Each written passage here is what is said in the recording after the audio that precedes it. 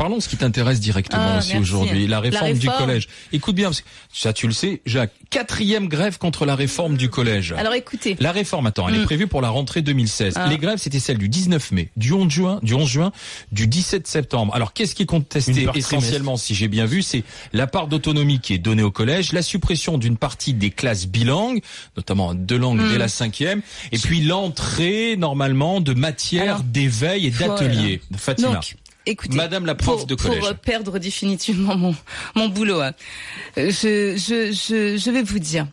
La grève, c'est la partie visible simplement. Mais concrètement, depuis septembre, beaucoup de choses se passent sur le terrain. Les profs refusent les formations proposées. Et lorsqu'ils les acceptent, il y en a certains qui changent d'avis, c'est-à-dire qui étaient pour la réforme, qui se disaient pourquoi pas, on va changer, on va voir de quoi il s'agit. Et le problème, c'est la formation. C'est-à-dire, par exemple, un exemple tout bête, on envoie un formateur qui est professeur de philo, donc on l'envoie au collège pour former sur les matières. Sauf que dans les matières, il n'y a pas de philo au collège. Et donc la personne ne peut même pas répondre aux questions sur les matières, des questions concrètes. Pareil, là, je vous invite vraiment à vous intéresser à cette question de la réforme, parce qu'on va pas en parler comme ça vite fait à la radio, parce que ça concerne vos enfants. Je n'ai pas envie de vous influencer, donc je ne vous donne que mon avis qui repose sur ma conception de l'éducation. Donc ma conception de l'éducation au collège, je ne parle pas du lycée, c'est que ces enfants ont besoin de cours structurants. Ils ont besoin de bases, parce qu'on ne peut pas construire un château sur des sables mouvants. Je pars de ce principe-là.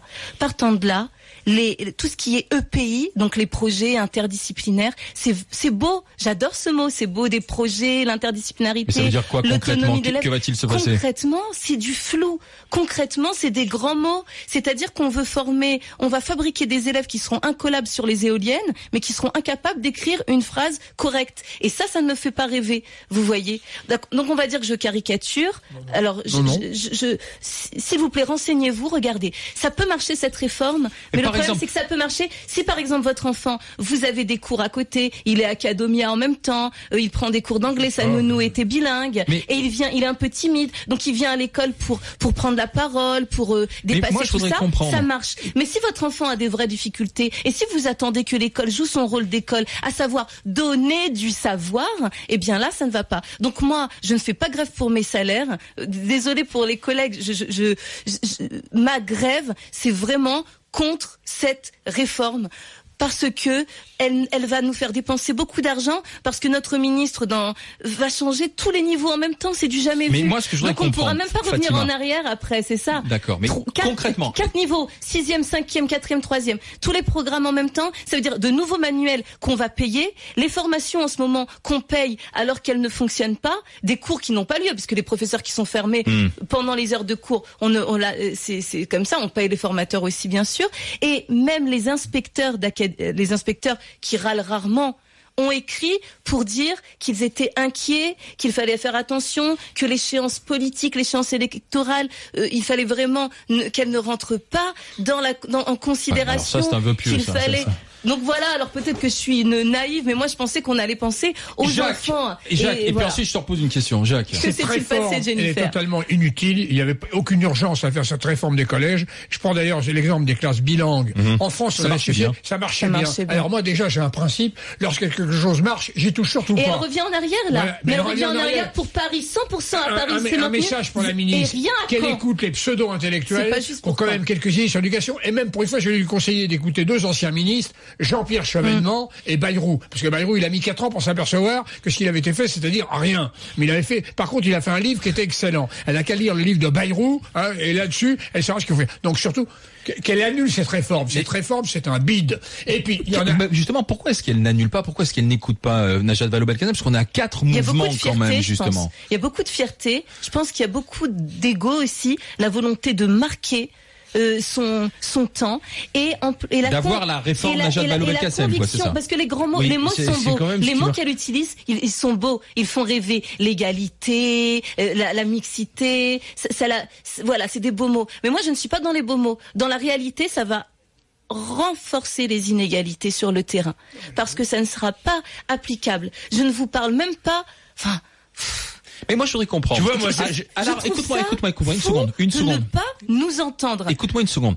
À la rentrée 2016, concrètement, ta classe, alors, ça va changer quoi, cette réforme des collèges? Tu vois, simplement, mon enfant, je vais le mettre dans la classe de Fatima Ibounoua, la réforme des collèges, ça va lui changer quoi dans son emploi du temps, toi, la prof de français? Pour les parents, donc moi, comme maman, si j'avais un élève au collège, il faut que je regarde bien dans quel collège je vais le mettre. Mais comme je ne peux pas vraiment choisir, parce qu'il y a des collèges où le latin va être maintenu et d'autres où il ne sera pas maintenu, où les classes bilingues seront maintenues et d'autres non. Donc déjà, je vais regarder ça. Ensuite, il va y avoir cette histoire de pays. C'est les projets. Donc ces projets, comme on peut faire ce qu'on veut, ça va dépendre en fonction des professeurs et des établissements.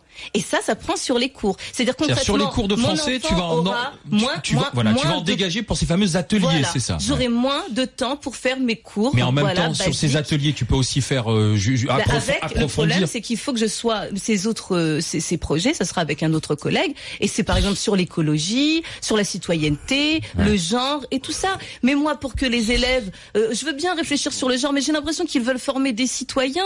Et moi, je veux former des personnes capables de penser aussi. Des têtes bien faites, comme on dit. Ils seront de bons citoyens s'ils sont capables de lire, d'avoir l'esprit critique, s'ils ont une culture. J'en ai assez d'écrire, de faire des phrases. C'est une douleur pour ces enfants d'être incapables de faire des phrases.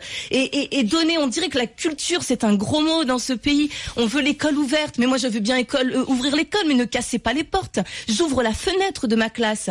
Je regarde par la fenêtre. Il y a le filtre de la culture. Je maîtrise ce qui rentre et ce qui en sort. Je ne veux pas une école ouverte à tout va. Voilà, ça m'énerve toujours quand je parle de ce sujet, donc à chaque fois il y a des vidéos où je transpire. Mais c'est parce que t'es passionné, c'est parce que t'es passionné. Ce que tu connais. Moi je m'en fie à ton rôle d'expert. Après c'est quand même un serpent de mer qu'à chaque réforme de fond des programmes, il y a une levée de bouclier, quoi. Moi, il y a des réformes à faire. Non mais je me demande sur quoi il s'appuie pour faire une réforme. C'est qui les pseudo-experts qu'il y a? Non mais c'est ça. Ce sont les ayatollahs de la rue de Grenelle. Et ben voilà, on en revient toujours là. On en revient toujours là. Toutes les lois sont préparées, enfin toutes les lois sont inapplicables parce que ceux qui les imaginent sont déjà inapplicables, quoi. Tu comprends? Et surtout ils se sont décalés. C'est-à-dire il y a des choses très intéressantes, mais pour l'école des années 80, ils sont toujours en décalage. C'est-à-dire pour l'enfant de 2016, l'enfant de 2016 n'est pas celui des enfants des années 80, l'enfant brimé et tout ça. Là, on a un enfant, justement, qui demande des règles, qui demande un cadre, qui demande des choses visibles, lisibles. Ils ont besoin de ça.